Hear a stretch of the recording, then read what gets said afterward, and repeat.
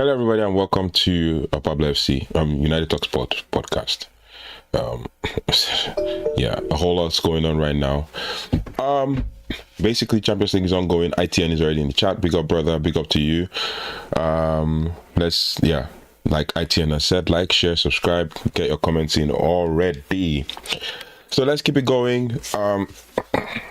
There's a whole lot that's gone on in the last 48 hours when it comes to Manchester United news and stuff. And we're going to talk about them, basically. We have all the news. I just, put the few that I could put in the title and description and stuff. But we have a lot to talk about. One of them, basically, just to give you a bit of a highlight, pretty much straightforward from everybody's looking forward to the Tottenham game. We don't have any Champions League games going on. We have pretty much the Champions League right now. Surprisingly, Barcelona are losing to Club Brugge 2-1. All the other games, Man City 2-0 to Dortmund at home.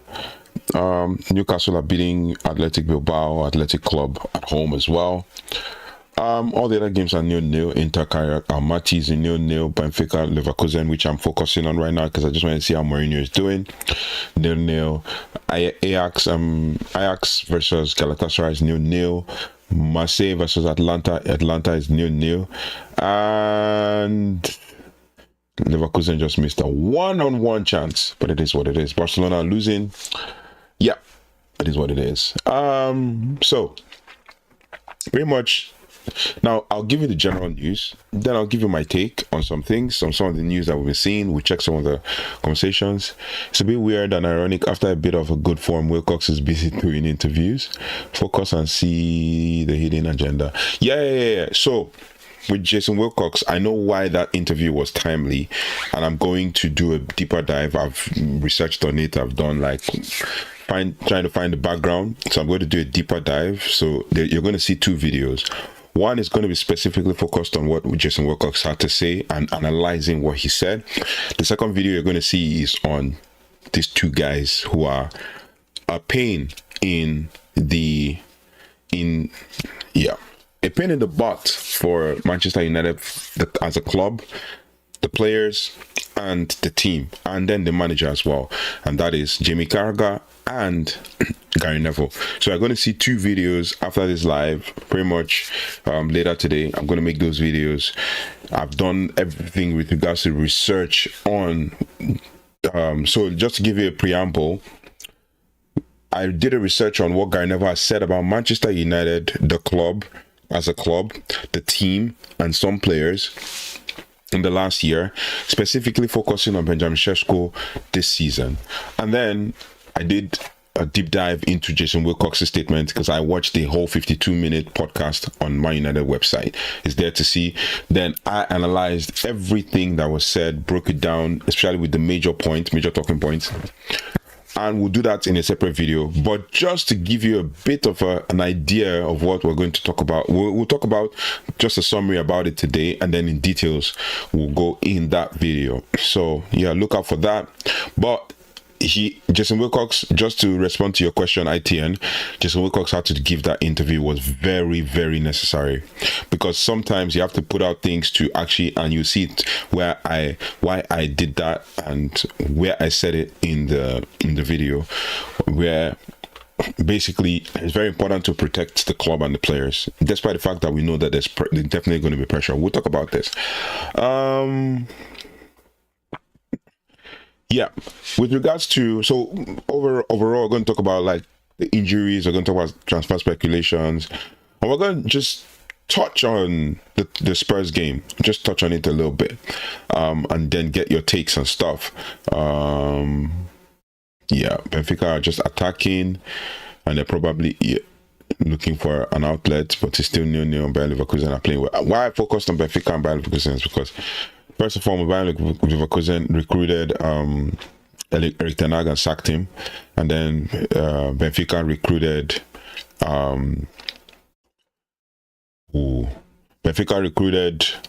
Mourinho, and he's doing well, pretty much, but he has lost his 2 Champions League games. So they're just looking at the game this weekend. Today, Wednesday, there's not so many interesting Champions League games to watch. Maybe, Man City, we already know they're going to beat Dortmund. Inter Milan, Kairat and Marti, I'm surprised they're still 0-0. Marseille, Atalanta, I expect Mason Greenwood to shine there. Newcastle Athletic Club, well, it's an English club. Newcastle can beat Athletic Club 1-0. They're beating 1-0 as well. Spurs will have confidence, it's no lie. After that thrashing, this is what you miss from not having Europe. Yeah. But for us, I think it's a good thing that we have one whole week and they just played yesterday. So we get the early kickoff on Saturday as well. So we get to know our fate pretty quickly. And then we get to know where we are. It takes us to 20 points if we win.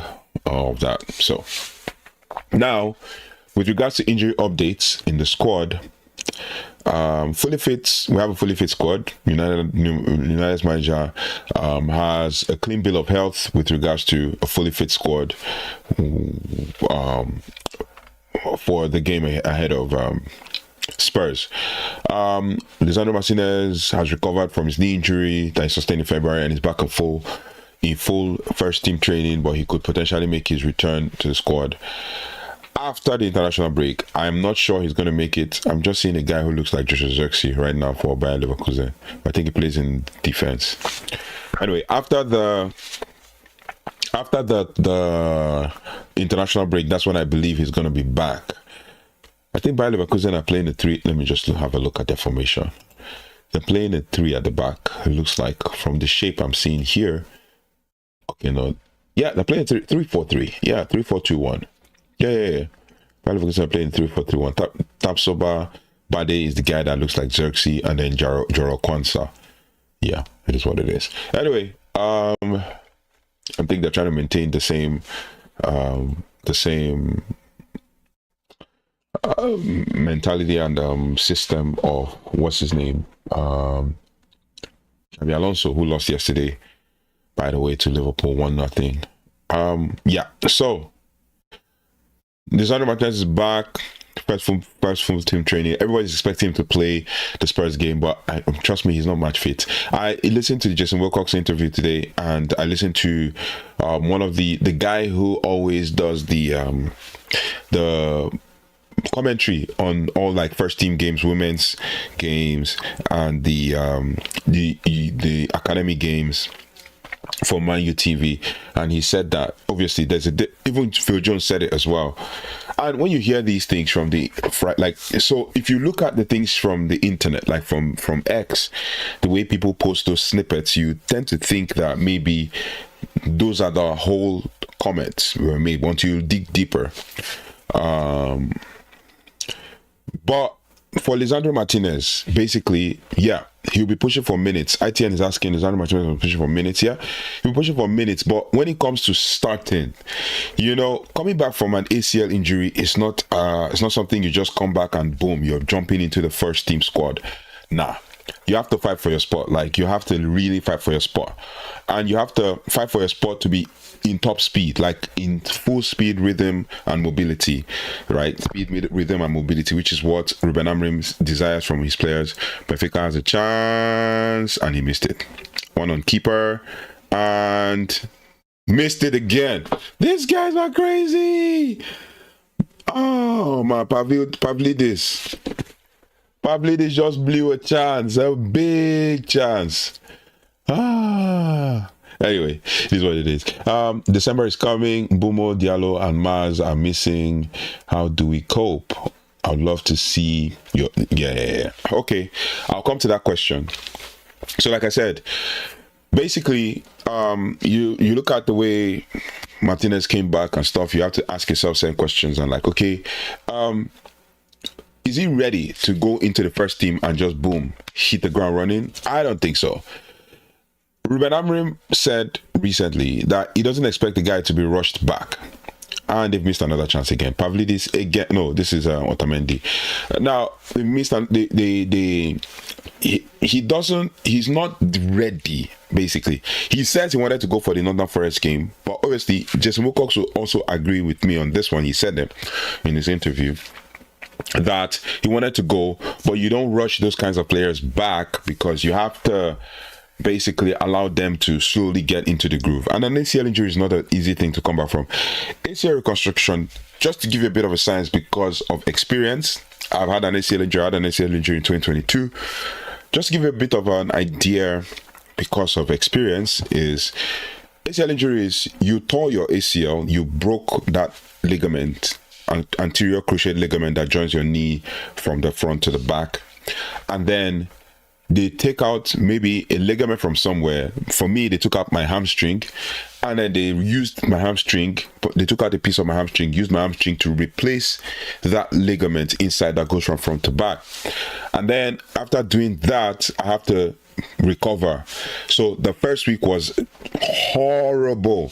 So I have to recover, and then they say I will not be back to active sports for any time less than 12 months. But at 7-8 months I was back, but I wasn't fully back, but I was just doing light running.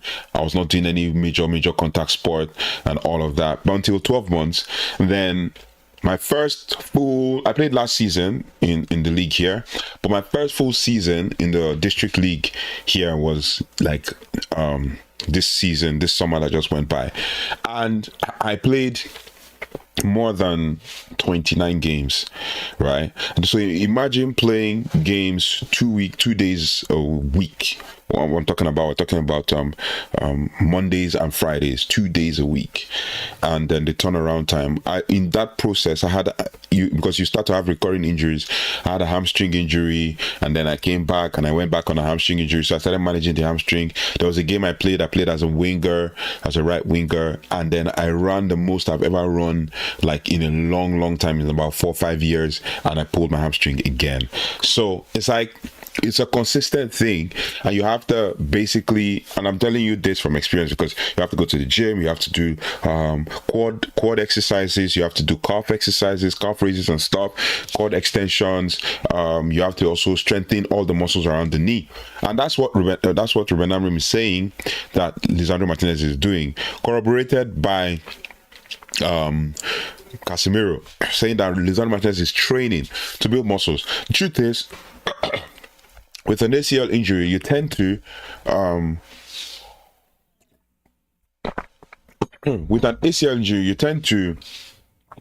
not rush back. You have to take some time to walk your way back, and if you rush it, then you tend to re-injure that knee. There is a stat, I took part in that survey as well, that most people who go on an ACL, who have ACL injuries, tend to re-injure themselves that same knee that they injured, or probably injure the other knee, because the other knee is taking the pressure of, say for example, for me, I injured my right knee, so the left knee takes the pressure, takes all the load and everything. So if you don't manage it properly, or you don't go to the gym properly, then you will injure the left knee if you're injured on your right.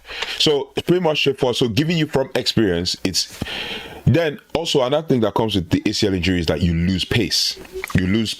Like I used to play as a right winger. I started, playing football on the side, like playing football, even playing in England as well as a right winger. But I used to be fast. But now with the ACL injury, I've slowed down a little bit with age as well. But with the ACL injury, I've slowed down a little bit. I'm not as fast.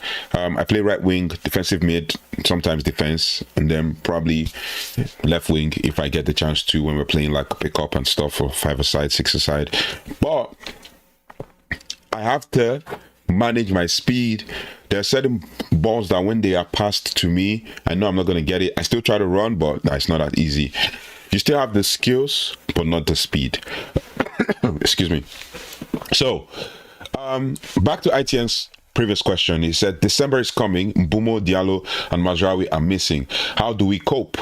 I'd love to see your thoughts. Yeah, which brings me to the transfer window. Before we go there, Toby Collier picked up an injury at West Brom. And that guy is just so injury prone. I believe we're going to sell him. He hasn't become what I thought he would. I did a player profile on him, and he seems to be a good player, but he has not come of age like to be that kind of player that I thought he would, but it is what it is. So we brings me to the transfer speculation. Joshua Zirkzee is heading toward a loan exit in January, reportedly, and has a preferred destination decided. And I saw a news somewhere that somebody was advising him to think of, okay, so let me just go to this on the People's Person. Joshua Zirkzee is urged to return to Serie A by Dutch legend. Joshua Zirkzee has been starved of chances at Manchester United this season and remains linked with an exit ahead of the summer. The Dutch striker arrived at Theatre of Dreams 2024, fresh from the Serie A exploits with Bologna. Zirkzee scored 12 goals and supplied 7 assists in 37 appearances across competitions for Bologna in 23-24, and then convinced the Red Devils to take him on Old Trafford. Now he's struggling for game time this season. His stay at the Premier League has hardly been fruitful so far. Zirkzee was in and out of starting 11 last season and missed the final weeks of major campaign with a thigh injury and also a hamstring injury. 24-year-old ended the season with 49 games, with 7 goals in 49 games, only 3 of which were in the Premier League. Now, they said, speaking to Metro, Ruud Gullit advised Zirkzee to return to Serie A to get his career back on track. He said, I think from my point of view, he should have stayed in Italy because he was really striving. So there's a difference between striving and thriving. Striving is struggling, right? Is he struggling at Italy or struggling at Man United? Okay. He was really doing well at Bologna, and I was hoping that he would go to Milan. Okay, I think that as soon as he went to Manchester United, it was a wrong decision. How do you know it was a wrong decision? He's barely got playing time. Oh, come on. I mean, for a lot of players, moving to Manchester United has been the wrong decision.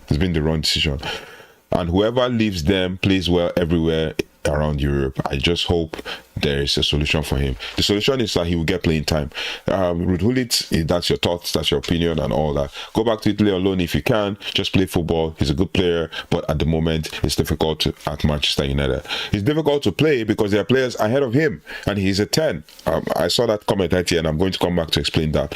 The recent reports relayed by the People's Person states that AS Roma are keen to sign Zirkzee on loan in January. Dortmund is willing to take a pay cut to secure the move in a bid to get his career back on track. If Zirkzee ends up leaving United, United are likely to seek reinforcements, with recent reports suggesting that they have set their sights on former Barcelona forward Victor Roque.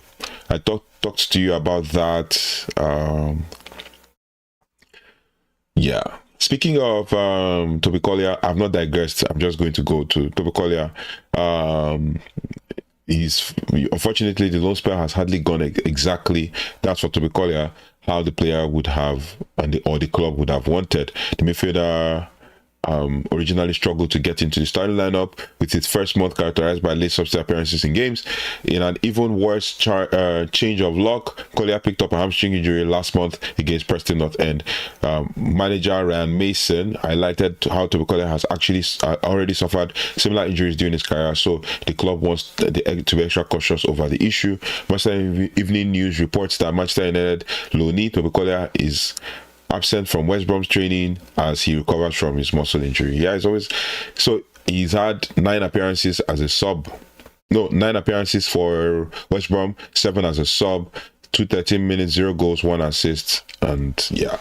So Toby Collier's injury situation is getting worse and worse and worse. Speaking of the question by ITN, basically. My thoughts is that when Diallo, when Ahmad, Mbumo and Maz leave on leave for the AFCON for a month, it makes room for players like Joshua Zirkzee to play as a 10, give us a different dynamic and all of that, play as a 10 or as a striker. Because Joshua Zirkzee is definitely going to be backup to Benjamin Sesko. He's not the Micky signing. So Joshua Zirkzee as a 10 or a forward, Cunha as a left 10, Joshua Zirkzee as a right 10, or that's if Rúben Amorim wants to persist with the midfield of Casemiro and Casemiro and Bruno. So if he sticks with the midfield of Casemiro and Bruno, then Zirkzee gets a 10. But if he persists that, okay, if he says Bruno needs to get closer to the ball, he puts Bruno as a right 10 and then Menu as the centre midfielder. Then you also have Mount waiting in the wings as well, because you could also have a situation where you play Mount and Cunha, or you play Mount, Zirkzee, Cunha, or you play Mount, Bruno and Cunha. Any of those combinations can work. Then for Ahmad, then we have to, sadly, as most fans are not feeling happy about Diogo Dalot, we have to make do with Diogo Dalot on the right and Dogo on the left. Hopefully they put on good performances, because I would have said, without Dalot then we have Mazraoui, and then we just hope that Dalot doesn't get injured, because if he gets injured then we're stuck. We might have to bring Diego Leon back from the academy, from the under 21s, because he's thriving really well in the under 21s. But the problem with Leon is he hasn't played a single 90 minutes since he came to the club. You also have the option of calling back Hayamas, or you bring in Bendito Mantato in from the academy. So yeah, December, yeah, but let's just, like Amorim would say, let's just focus on what we have now and then build from there, when the time comes. And I'm sure, like he says, there's a plan in place for those players, with the options and all of that. Then we also have Lisandro Martínez. Okay, pushing for minutes. Lisandro Martínez needs to slowly integrate there. 20 minutes next match, 30 minutes next match, then starts to come off. Yeah. That's how you get him ready. Yeah. He says that's how you get him ready, in my opinion. And that is ITN, that's facts. That's pretty much what I've been saying. ACL is a crucial injury, and Lisandro is playing at the top level, and his natural ability is to go fast, quick, and all out. Yep. To go fast, quick, and all out. We will see if he can cope. Yeah. And the system requires dynamism, requires speed, requires pace, requires forward pressing, requires pressing at the right time. So it requires a lot of speed and a lot of lateral movements and quick, breaking movements and all of that, and then recovery, running back and stuff. The only player that I know that can match the pace of running back is Matthijs de Ligt. The rest, maybe Lenioro. And then you have Eddie Heaven as well. So Eddie Heaven covers for Mazraoui. He's not been game playing time, so he will come cover for Mazraoui playing, going out, going to the AFCON. Zirkzee was Ten Hag's signing. Yep.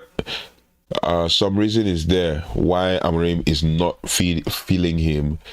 It's just what it is. As Amorim gets players out, and he's more comfortable with the squad, I think. Yeah. So for Zirkzee, yeah, he was Ten Hag signing, but I think he's more of a system signing than Ten Hag. Now, how I know this is because Jason Wilcox said that last summer we had a kind of transfer window that was a bit more of a rushed one. It wasn't planned, because they're just coming in December, they're trying to put things in place, they let go of the director of football and all of that.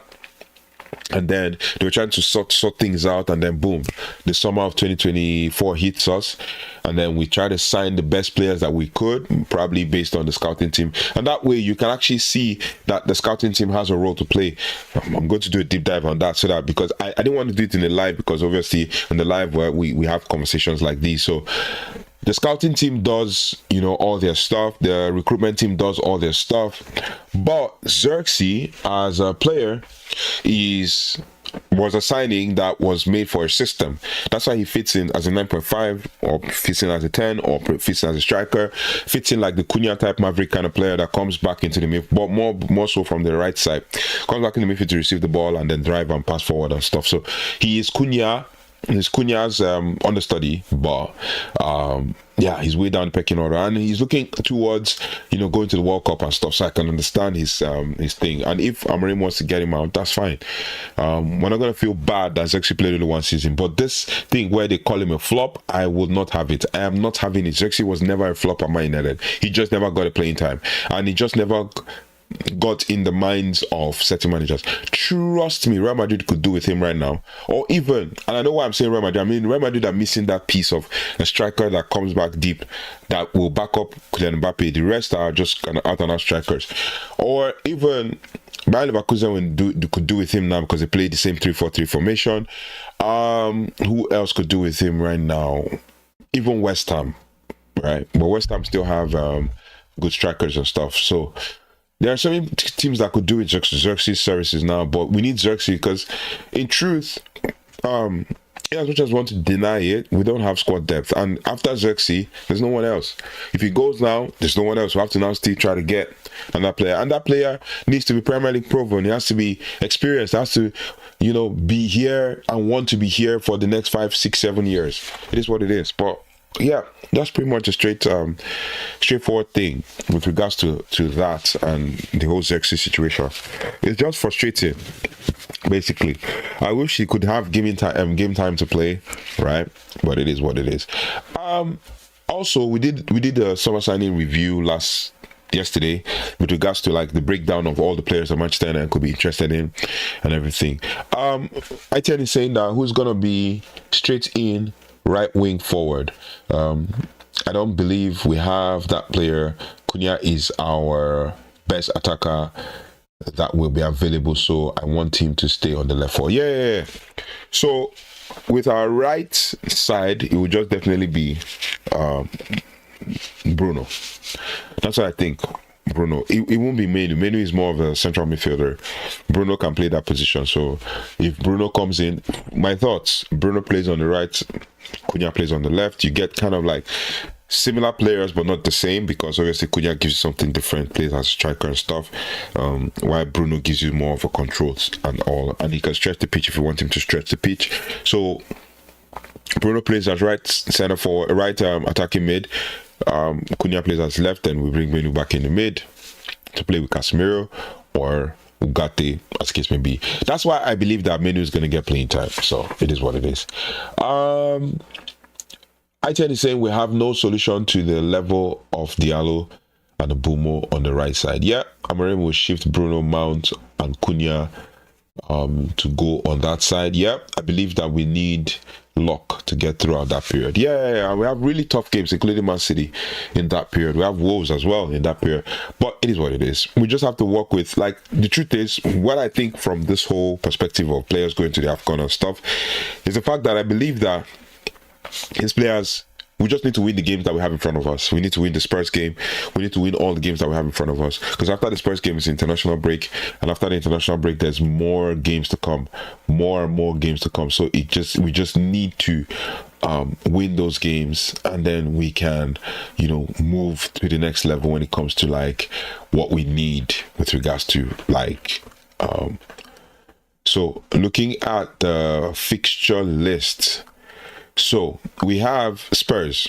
Spurs takes place November 8th. Then we have 2 weeks break in between the international break. Then we face Everton at home, Crystal Palace away. Then we go to December. The first game in December is December 4th. We play West Ham. Then potentially Wolves, because Wolves will have a new manager. Then I'm hearing it's Erik ten Hag, but we shall see. Wolves, potentially Buma and Diallo and Ahmad will be there.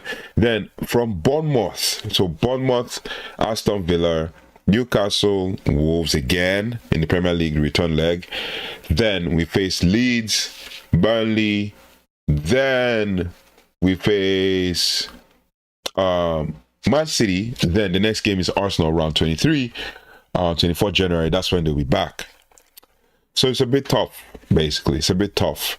We have to just basically look at things from that perspective and just hope that things don't pan out the way we expect. Things pan out the way we expect them. With results, with regards to results, and we get a couple wins on the spin, and then in preparation for Man City, and then eventually Arsenal. Yeah, ITN is saying we have no solution to the level of Diallo. Next 4 games, 2 wins.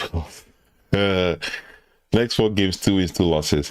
Looking at the next 4 games, let's look at the next 4 games. Next 4 games, we have Spurs. Hopefully, we get a win there. Everton, they're a tough team now. Hopefully, we get a win there. So I'm looking Spurs maybe 2-1, Everton 2-0, Crystal Palace 1-1. So 2 wins and 1 draw. Oh man, United Strand is not gonna get his hair cut. I want to say 5 straight wins, but United Strand is not gonna get his hair cut. But yeah, Wolves definitely a win. Obviously, they'll have a new manager. They would have played a couple games, so Wolves go there and beat them 2-0. Bournemouth, that's a tough one.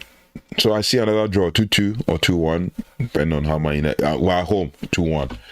Aston Villa, we beat them last season. We meet them again in December, and we should be able to beat them at home.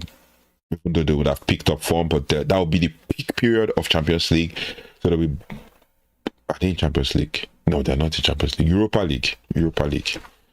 It's Europa League. Yeah, peak period of Europa League. So probably, yeah. So we have some really tough games. Bournemouth, Aston Villa, Newcastle are tough games. But we play Wolves, and we play Wolves twice between now and December. So our next 4 games, just like ITN is saying, for me, I feel it's going to be 3 wins and 1 draw. 3 wins. We beat Spurs, Everton, and West Ham, and then we draw to Crystal Palace. Because Crystal Palace kind of mirror our system and play the same thing. And they're more, Mateta is on red hot form, so it will be an interesting game to see 30th of November. Yeah, so that's pretty much straightforward on the 4 games. Speaking of reports about Kobbie Mainoo, that's why reports of potential January loan move. A club insider suggests that Rúben Amorim is very unlikely to allow Mainoo to leave, because obviously we need him in the December/January period of when Ahmad and Mbeumo leave. Then we have, and when Mbeumo leaves, it takes away a different strength from our team. Like Mbeumo is a strength and conditioning monster. It's an engine, so it takes away that strength from our team and makes it difficult for us to be able to kind of make do with whatever result we can in that game. That aside, we go to what ITN saying. Mainoo is going nowhere. Cheap news. Yeah, facts. I agree with you. Mainoo goes nowhere. Because the truth is, all of these people, they just come up with stuff and then they say anything they want to say because they feel like, obviously, they can say it, but it's just speculation, especially for Alex Crook. Next one is, there's a twist for Marcus Rashford. Now, Marcus Rashford, but with Barcelona's manager Hansi Flick, rumored to be leaving, there is uncertainty surrounding Marcus Rashford's future at the Spanish club where he is currently on loan. Barcelona has a purchase clause for approximately £28 million for Rashford. What do you guys think about Rashford? Because I'm talking about it because he's still a Manchester United player, no matter how much we want to say Mainoo is gonna put in performances. Trust me, just give him a few games in a row. Yeah, I believe Mainoo is going to deliver. There's no 2 ways about it. Mainoo is going to deliver. We have to just basically just be patient with him with regards to that, and not put pressure on him, because the fans are always putting pressure on players, and then it now becomes a bit of more of a stress for him. He now starts to struggle when he has stinkers. I don't believe he's going to have a stinker, but it is what it is. Yeah, it is. So that's pretty much that about that. We go to Marcus Rashford's twist. What do you guys think? Inter leading Akara Amati 1-0. There's another game I want to follow. Let's see. Now, what do you guys think about this Marcus Rashford twist? Because for me, I feel like there needs to be some. He needs to just, how do I say, leave or just go so he can just play, because he seems to be struggling a lot. to leave Man United and all that. We have to let him go. Mr. Rashford is a Barcelona man. He wants it. We want the money. Let him go. No hate. I do always rate him. That is what ITN is saying about Rashford. Yeah, Rashford needs to leave.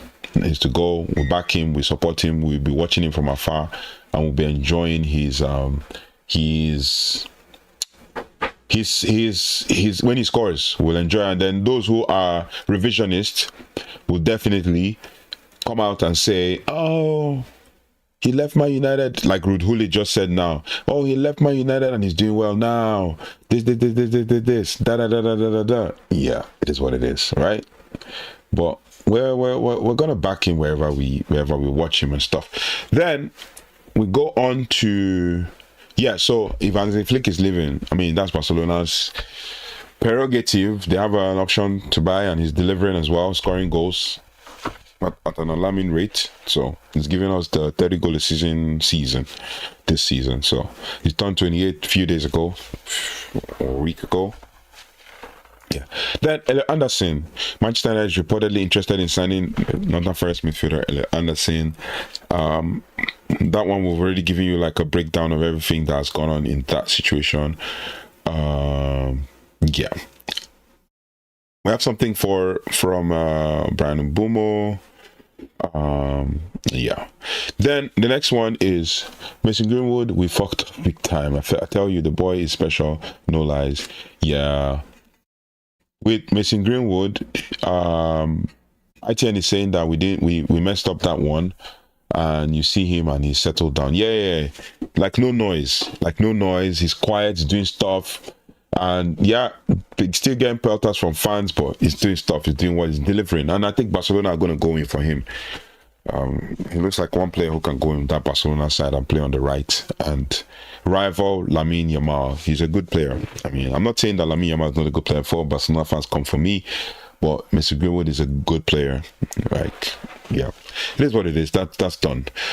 Next one is with regards to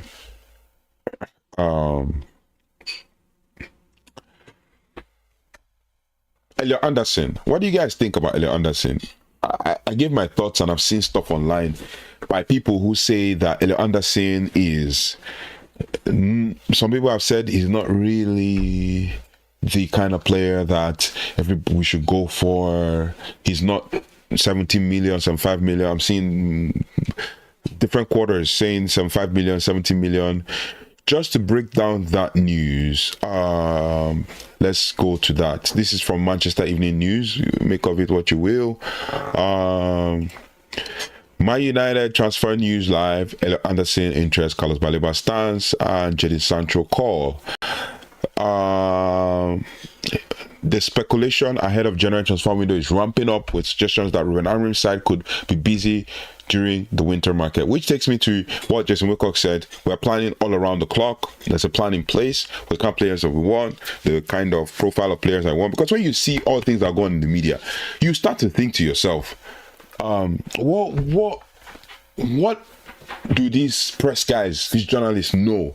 Because and Jason Wilcox is such an interesting person to listen to. As Jason Wilcox came out and explained the whole process, you now start to think to yourself, like, what they put in the media is garbage, man. It's garbage.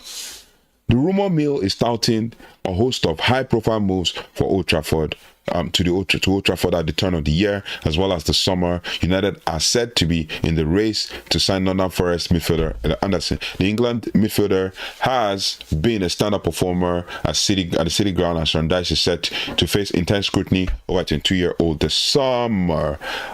Meanwhile, it has been claimed that United have reignited their interest for Brighton star Carlos Baleba. The Cameroon midfielder is said to be high on the list of targets for recruitment for the recruitment chiefs at the Theatre of Dreams, but the deal to price him away from the Seagulls may well be an eye-watering one. Cristiano Ronaldo, I don't want to talk about this one. It's Cristiano Ronaldo and Piers Morgan again. It's like, yeah. Anyway, I'm moving on from it. I don't want to talk about it. ITN is saying Anderson is a great player for our team, for our level at the moment. It shows how low. Yeah. It shows how low we are. Yeah, we're coming up. Trust me, I'm just being positive. We're coming up. We're coming up. We're not there yet. We're gonna get there eventually. ITN is also saying Newcastle have Guimaraes, Tonali. Imagine that compared to our midfield. Yeah. But they got run through in their last game. Who did Newcastle play?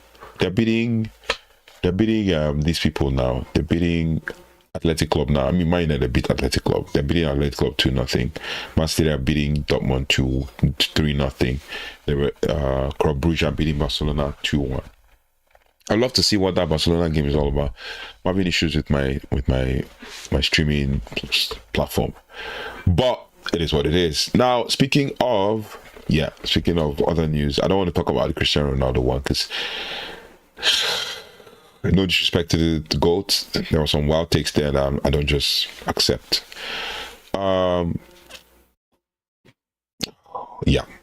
So Anderson, good player. I watched him a couple times, and I love the player and stuff. But when I now watched him again against Man United, I'm like,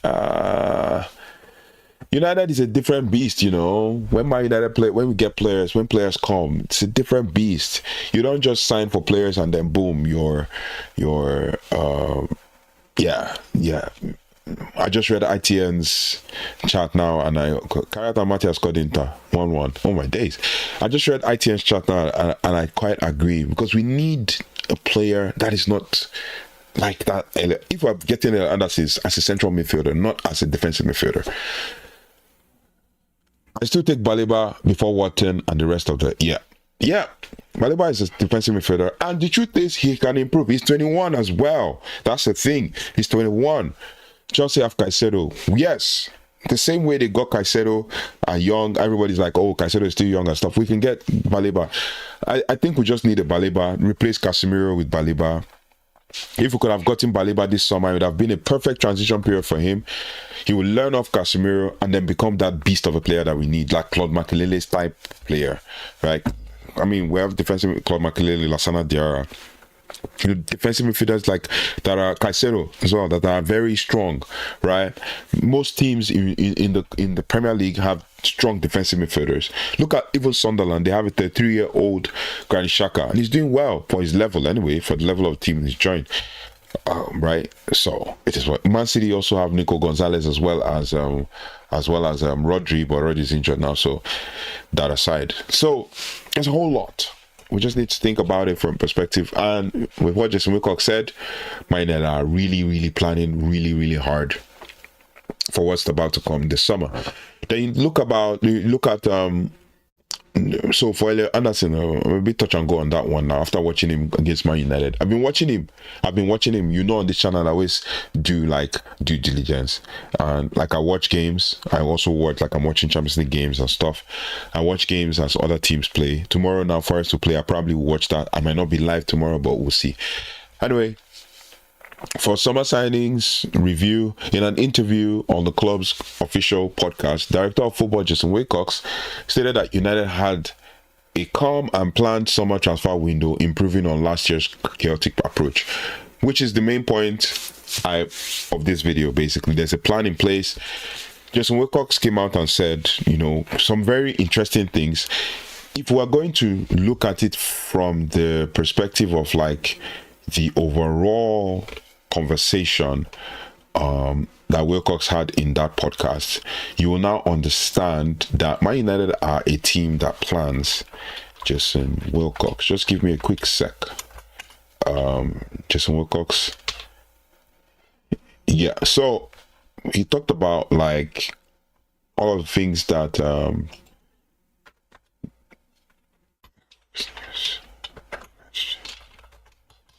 quick second. All the things that he basically, so with regards to Jason Wilcox, he said Anderson reminds me of the midfield player. That midfield player was at Leeds, Phillips, right? Then went to Man City and faded out. Kevin Phillips, that's his name. Kevin Phillips went to Man City. Are we not? Just remember Man City now. Are we not going to talk about something that's going on at Man City? Because if it was Manchester United, The media is going to say, "Oh, we keep playing players in their." Jamie Carragher came out and said the other day, "Oh," and I'm going to do the video, the deep dive. Jamie Carragher came out and said, "Oh, Man United playing players in their we need to play players in their natural position." What?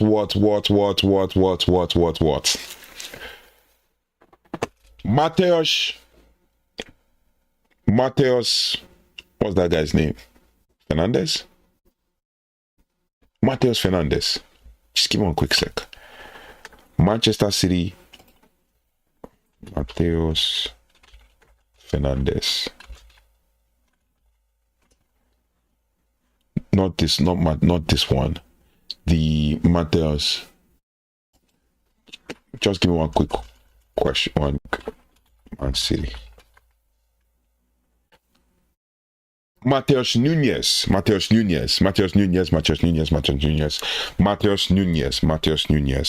Now, Mateus Nunes, attacking midfielder for Wolves, came from Sporting, most probably played under Rúben Amorim. If you check his career, you look at his feed, just a quick Mateus Nunes. He moved from Sporting, so he played under Rúben Amorim. 2019-2022, played 76 games, 7 goals for Sporting. Then moves to Wolves. Yeah, Nunes. Yeah, was a balling CM. Right, central midfielder, box to box, attacking. He drives the ball the way Cunha does. Right, 2022-2023. Went to Wolverhampton Wanderers, played 36 games, 1 goal. Guess what? 2023, Manchester City signed him. We don't see that player again. You know where he plays? Right back. But nobody's talking about it. Guess what? He's 27 years of age now. Right back. Under Pep. Right back. Nobody's talking about it. Nobody is talking about it. Mateus Nunes. He's a good player. I liked him. Young player, very athletic. Brought up by club career. Just let's talk about his club career at Sporting. 29 January 2019, Nunes joined Sporting CP from Premier Liga on a 5.5-year contract for €500,000 fee, half of his economic rights and his 45 million buyout clause. Now, his performance against Sporting for Estonia in the Taka de Liga group stage in 2018-19 season was noted by Sporting scouting team, who decided to sign him. Mateus Nunes played under Rúben Amorim as an attacking midfielder in Rúben Amorim's system as one of the 210s. Where is he playing now? Right back. Nobody's talking about it. Under Pep. He was a baller. Pep even called him one of the best midfielders. One of the best players in the world. Look at him. Baller. Nowhere to be seen. Garnacho had the best of him when we played against Man City. Ahmad had the best of him when we played against Man City. He caused one of the penalties that Man United scored against Man City last season. Right back. What about Arne Slot? Playing Dominic Szoboszlai, an attacking midfielder, as a right back. Nobody's talking about it. When it comes to Man United, he's playing. Jimmy Carragher comes out and says, he's playing players in the wrong position. When I think about Man United, I think about Ryan Giggs on the left. Blah blah blah blah blah.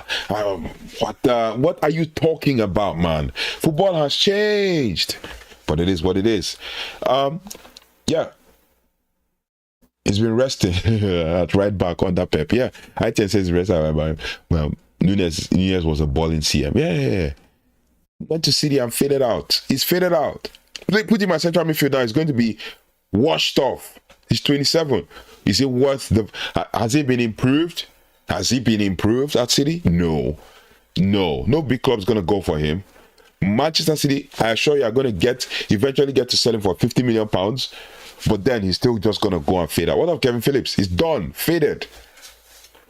Bro, now think about it. Yeah, so back to Jason Wilcox and his talk. He said Manchester United, Jason Wilcox hails his £200 million summer signing and squad utility. Estupinian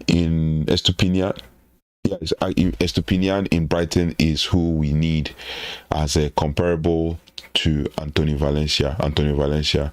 He can ball at Man United. Estupinian is at AC Milan right now. He's been sold from Brighton. He's at AC Milan right now. He's no longer at Brighton.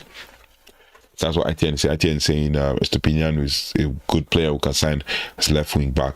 We'll probably just get one guy coming. Oh, just bring back Ariamas. Trust me, I won't mind that. Ariamas is doing well at Sheffield where he's playing. Yeah, Manchester United football director Jason Wilcox expressed frustration over a 2-2 draw with Nottingham Forest. You see, when I listen to Jason Wilcox, I know he's in tune with what is going on. Basically, not reading the tabloids, but basically just being there with Rúben Amorim, seeing what's going on. One thing he said, which I'll talk about when I do the video, is that he said we could have won the game, but we could have also lost the game. But when I was watching the game, we could have won the game by 3-2, 4-2, whatever. But when I went back to watch the game, we could have lost that game by 3-1, right? Even last season, a few months ago. That's what I loved about the interesting thing he said about that. But he talked about, you're losing to Nottingham Forest on the 1st of November, praising the team's resilience under Rúben Amorim compared to the past seasons. He's also commended the 200 million investments in attackers Mateusz Cunha and Mbeumo, as well as Benjamin Sesko. He clapped back on Gary Neville's comments on Benjamin Sesko without actually really stating that he was actually clapping back. He's in AC Milan. Jeez. yeah. Estupinian is at AC Milan. It was a missed opportunity for us. We could have got him, but AC Milan swooped in almost immediately. When Man United were interested, I remember that news. I don't know whether I broke it. I remember making a thumbnail. I broke it. Estupinian was of interest to Man United. AC Milan swooped in and it was gone. So if we look at it from that perspective, we talk about investments in attack and stuff. Mateusz Cunha, Benjamin Sesko, and Brian Mbeumo. Also, he puts plus you plug in the goalkeeper, Senna Lamens, for enhancing the attack and aligning with Amorim's tactical model. And he said something very unique. He said in that conversation that they were all aligned. Him, Omar Berrada, and Amorim were all aligned. Wilcox emphasized a collaborative recruitment process focusing on player character, long-term fit, and weekly alignment meetings to drive the club's progress. And he said specifically that there is progress going on right now at the club. So long way continue. I'm gonna keep an eye on that and stuff. Then with regards to the match against Tottenham, before we wrap it up, we have a couple minutes now before we wrap it up. The match against Tottenham, ITN, put it in the chat. What do you think about the game? Man United is, also put it in the comments if you're interested in this conversation. Put in the comments what you think about the Spurs game. Man United is scheduled to play Tottenham Hotspur on Saturday in Premier League. There's early kickoff and all of that. The tactical preparation, the team's parents face Tottenham, the Tottenham side that scored an impressive solo goal in the Champions League. Yeah. Solo goal in Champions League. Rúben Amorim will need to find a way to contain Tottenham's defender Micky van der Ven. Yeah.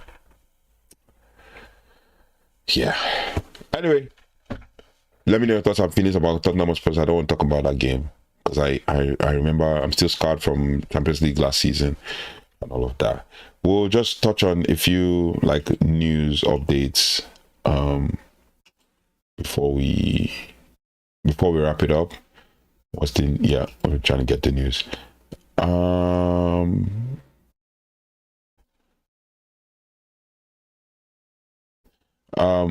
What's Itin saying? Hold on, bro. Tell me CR7 was saying Amorim's. Yeah, bro. See, I don't talk about because I love Cristiano Ronaldo, but when he comes and says stuff like that, it's crazy, man. He says CR7 was saying Amorim is out of his depth. I believe R7 always kind of I don't like it. I don't like it. He had a wild take, and I was not. I was not really basically enthused by that conversation. Anyway, let's look at it. Let me see if I can. Yeah. So Cristiano Ronaldo sat down with Piers Morgan That's his fellow countryman. Yeah, that's why it's disappointing. That's why it's so disappointing. Speaking of fellow countryman, there was a report that came out yesterday. I saw this report and I was like, these guys are crazy. You just come up with stuff. I don't know whether I screenshotted it on my phone or something.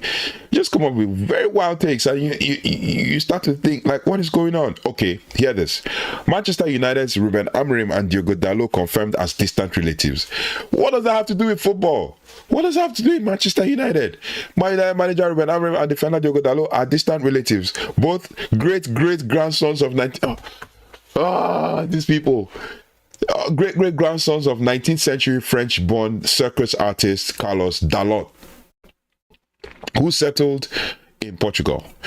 The connection, verified by club sources and Portuguese genealogy database, spans over 150 years and has no impact on team selection. The revelation, reported on Tuesday, drew numerous fan reactions on social media amid recent upturn in form. So you're saying the reason why Rúben Amorim is starting Diogo Dalot is because they're related from great-grandson. It's so funny. I guess who pushed it? Samuel Lacoste of The Sun, formerly of Manchester Evening News, pushed it a lot. Right? Now, speaking of Cristiano Ronaldo, so the former Manchester United star discussed a range of points, including current state of Manchester United of the former club. Also, there have been fresh reports surrounding Jadon Sancho's future. So you see that the Evening News are just bringing things out of everywhere. Jadon Sancho's future and Joshua Zirkzee, who has been the topic of the past exit and the plans for Holland's World Cup campaign, blah blah blah blah blah. Now let's get some of, because Cristiano Ronaldo was asked, and you know this guy does not like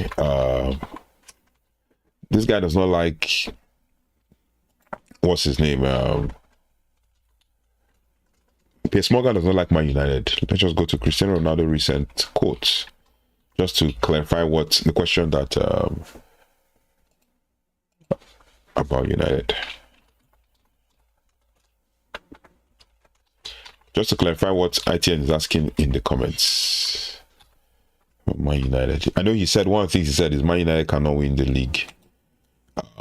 Cristiano Ronaldo has expressed both his deep affection for Manchester United and his frustration with the club's current direction. Some famous quotes include, "Manchester United are still in my heart. I love that club." And a more critical statement that you are not gonna do miracles. They are not on a good path, so they need to change. That's why I don't want to talk about it. Change what, please? Anyway. Ronaldo is a top G. He's just being honest and was at the club recently. He's cursed out Amorim and it is what it is. Why is he cursing out Amorim? Quotes on affection and past achievement. Manchester United are still in my heart. I love the club. Of course, I miss playing for Manchester United. I left family there. Everyone who knows me knows about my never-ending love for Manchester United. I was a player there so many years ago. I won the Champions League there. I win the Golden Ball. I won like 12, 13, 14 titles there. At Man United, there are great traditions which you can't buy in 1 or 2 years. They're created by victories. Yeah, so that was very recently he spoke to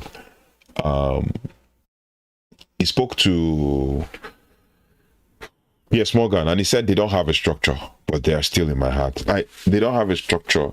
So that's why Jason Wilcox's interview is timely. It's timely. Man United will still celebrate Ronaldo. That's why I don't want to talk about it, because it's going to annoy me.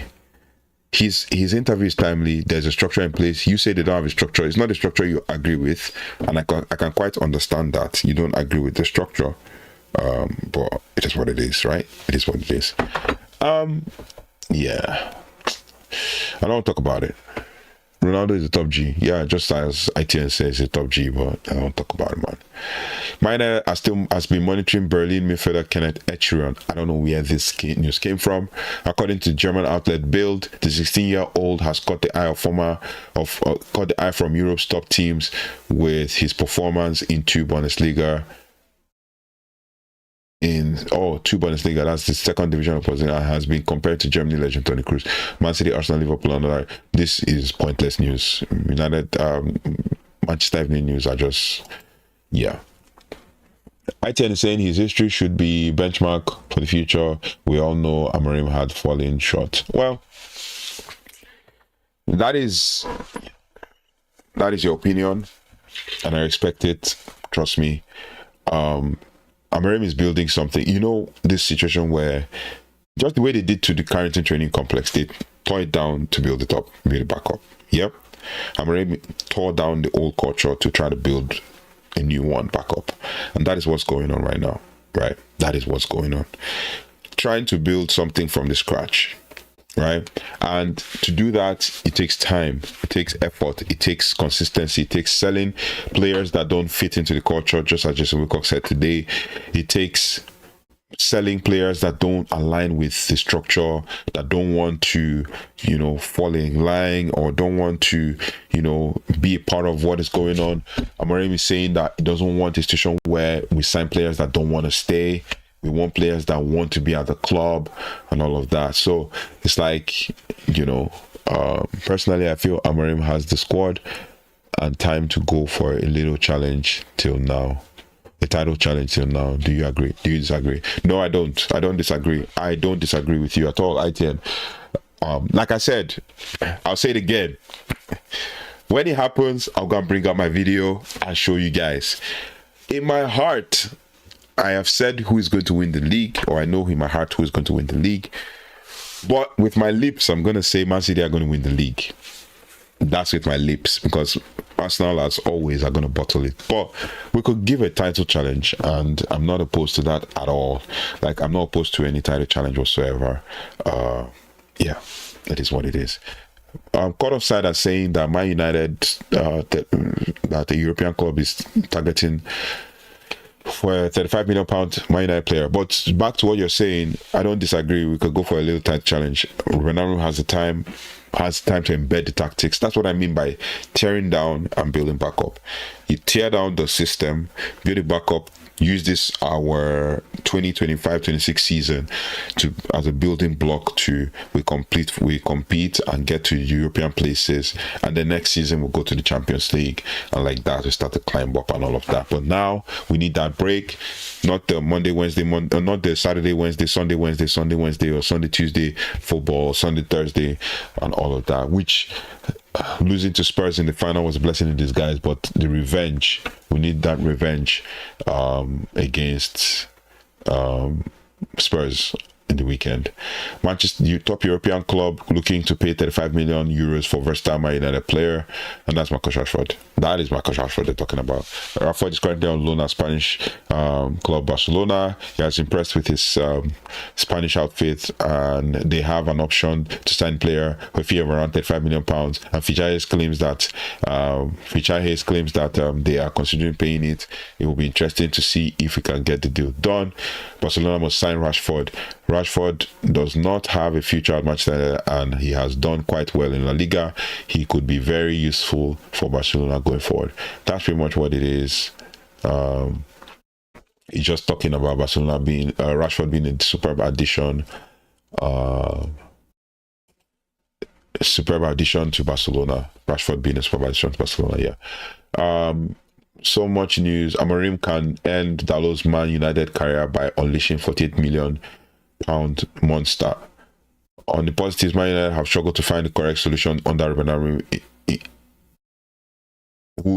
Have failed to find the correct solution for that's why all this news. I'm coming to you, ITN. That's why these news outlets, it just annoys me that they put stuff out. Just listen to this English. One of the positions Man United have struggled to find the correct solution for under Rúben Amorim is at wing back. Okay, one on the right flank, things seem more settled. Ahmad has put in some good performances this term, locking down his place on the right side and forming a good partnership with summer arrival Brian Bumo. The left hand side has been more problematic. Last January, the Red Devils bought in Patrick Dogu from Lecce to operate out there, but he's 21 year. But at just 21 years of age, he's still inexperienced and rightly had his game time managed. Dalot is in concerning form at left wing back. 26-year-old Dalot is becoming one of the most experienced players at United in this United squad. Surprisingly, Dalot came into United when he was 19. Bro, the Portuguese defender has played 219 times for the club and offers excellent versatility, able to operate both left and right, and he's natural right back. What's the point of the news, please? My United star who could replace Dalot. United certainly have options in left flank. Dalot, of course, has been Amorim's first choice in recent games, and Dogu is another player who can slot in there. However, one man who is yet to operate in this role is Luke Shaw. That's what he's just trying to say. All that story, that's why these guys, all that story from top is you give me the background and the intro of Dalot, and then you chip in Luke Shaw. ITN does not like Luke Shaw. Let me just for you guys to know in the chat, ITN does not like Luke Shaw. But yeah, what this guy is trying to say is that Luke Shaw can play as left wing back in place of Dalot. Then we bring in Lisandro Martínez or Eden Heaven, which is not a bad idea. Might not have the pace, but you have to also manage his load as well, right? So basically that is what they're saying. Personally, I feel Amorim has the squad. Okay. ITN says football is so wonderful. I believe he can do something special. I can't lie. The final versus Spurs ETC are all signs we have something big coming, I think. Yeah. I mean, you have a massively underrated point there, right there. The truth is, we have that loss to Spurs in the Europa League was good in a sense, because we needed it to be able to get a sense of an idea of what we need. If we didn't lose to Spurs, we probably would have had Garnacho still in the squad. Trust me, we probably would have had Garnacho still in. Let's say Garnacho scored in that final, probably will have him in the squad, and you guys will be moaning. I would be moaning as well, because Garnacho's attitude is crap. No Shaw. Yeah, I knew it. I was waiting for your response. ITN. Shaw cannot be left wing back. His home is left centre back. That's it. Yeah, but my United fans keep saying Shaw is left wing back. Why are we playing him as left centre back? But it is what it is. Yeah. I think we've overstretched our time. Thank you so much, and I'd love to go into deeper this thing, but I told you all the news we have are just crap. You see things where they come and they tell you, these things like it's genuine, legit news, but there's nothing legit about it because it's just rumors. And when I heard Jason Wilcox talk about it, I just knew that, man, when Amorim was saying that thing, that quote is gold now, right now. When Amorim was saying the thing about, that most of you don't know what is going on in the club, you just know that the quote from Amorim is gold. But it is what it is. Yeah, Shaw could play left back. Etienne doesn't want him to play left back, so we will see what Amorim does in the. I'm sticking with Amorim if we get another 16th finish. Would you stick with him? That's a very huge conundrum. We didn't finish 16th, we finished 15th, but if we get a 15th finish again, then we will know that there's no progress. Maybe this project is not a successful project. Yeah, but this season is a stick or twist for him. It's you have to believe in your progress, your process, and just stick with it, and just believe in it, and just continue like that. But if we finish 15th again, oh man, it's not like I'm going to give up. I don't know how to say this. I'm going to support him, but I'm going to expect a change, because obviously I've said this again. He signed a 2.5-year deal, so obviously his contract is till 2027 January. I think 2.5 years or 3 years. 3 year deal. Now, one thing I'm going to say for a fact is this. Roma Berada came out and said, whoever you are at the club, if you're not performing after 2 years, you're out. So let's see this as Amorim's first year. By November next year, we'll check the progress. And if it's not working, it's probably definitely going to be out. So let's just look at it. I don't have a direct response to what you said with regards to sticking with him. Probably would just support the club or support him. But if I'm not seeing progress, but when I'm seeing progress, we're finishing 15th and I'm seeing progress, then I will know, okay, we're seeing progress. What I mean by seeing progress, we finish 15th, probably end up with the FA Cup or something, and then you could see that we're playing really well. But you look at it compared to last season, the number of games he won versus the number of games he's won now, he's almost going to break that, break the game winning mark compared to last season. But it is what it is. We're just going to ITN. I know you're going to stick with him, and then once he gives us a 15th, this is me speaking your mind. Once he gives us a 15th place finish again, he's out. But it is what it is. We shall see. Thank you so much for watching. It was nice and was fun having these conversations with you guys. We'll have to go check out the let's check the scorelines. Let me just give you a quick scoreline here before we go. So far, Bayer Leverkusen are beating Galatasaray, are beating Ajax 3-0, 87 minutes. Bayer Leverkusen 1-2 Benfica. They might sack Mourinho. 89 minutes. Barcelona Club Brugge 3-3. Oh my days! I need to go rewatch that game again. Inter beating Kairat Almaty 2-1. Man City, Borussia Dortmund 3-1.